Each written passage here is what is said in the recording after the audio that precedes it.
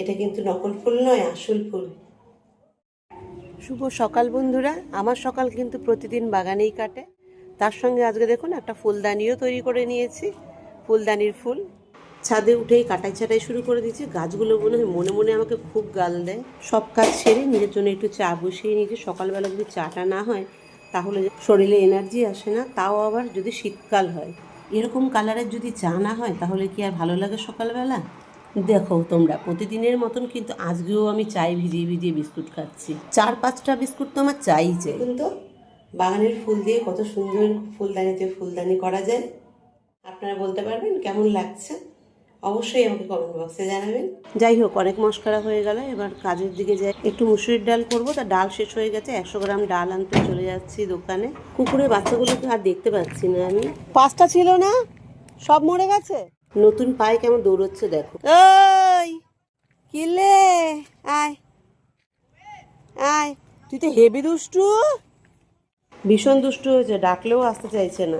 আয় আয় আয়, আসো আছো আছো আছো আছো আছো আছো আছো শুনু, আছো আসো আছো আছো। দেখো দৌড়ে পালিয়ে গেল। গোটা পাড়ায় এই দুদিন কিন্তু রান্নার আগুন জ্বলবে না। কাল রাতের থেকে বাসন জমেছিল অনেক, প্রচুর বাসন হয়ে গেছিলো। সব আমি মেজে রেখে দিয়েছিলাম জল ঝরার জন্য, ভরে গেছে। এবার তাকে সব সাজিয়ে রেখে দেবো। রান্নার আজ কিছু নেই, তাই ডাল আর আলু সেদ্ধ হবে। ডালটা আমি করলাম, আলু সেদ্ধ মা দিয়ে দেবে। মেয়ে যাচ্ছে গাড়ির লিক সারাতে, 2 দিন ধরে এই লিক হয়ে রয়েছে। এদিকে আমি গ্যাস ট্যাস মুছে ঠাকুর দিয়ে নেবো স্নান করে, দিয়ে তারপর মায়ের বাড়ির দিকে রওনা দিচ্ছি। দাদার শরীরটা খুব খারাপ। আজকে মা আর আমি দেখতে যাব। আমাদের এখানে কীর্তন হবে। 2 দিন ধরে কারো বাড়িতে আগুন জ্বলবে না, সবাই এখানে দুপুর রাত খাবে। আমি আর মা এখন যাচ্ছি রেডি হয়ে দাদার বাড়িতে। দাদার শরীরটা খুব খারাপ, দেখার জন্য। দাদার বাড়ি গেট থেকে ঢুকতেই ফুলগুলো দেখে আর ঘরে ঢুকতে ইচ্ছে করলো না। আমি চলে গেলাম ঠিক ফুল গাছের ওখানেই। এক একটা ফুল দেখুন, আমার হাত দেখো আর ফুল দেখো, কি সুন্দর ফুল হয়েছে।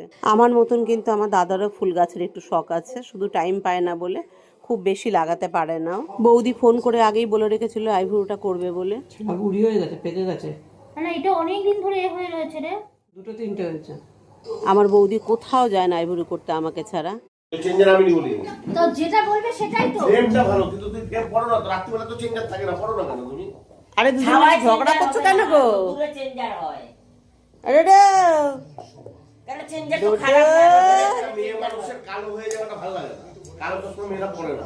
লাল লাই, দেখ দেখ দেখ দেখ, বল পড়ে যাবে তো।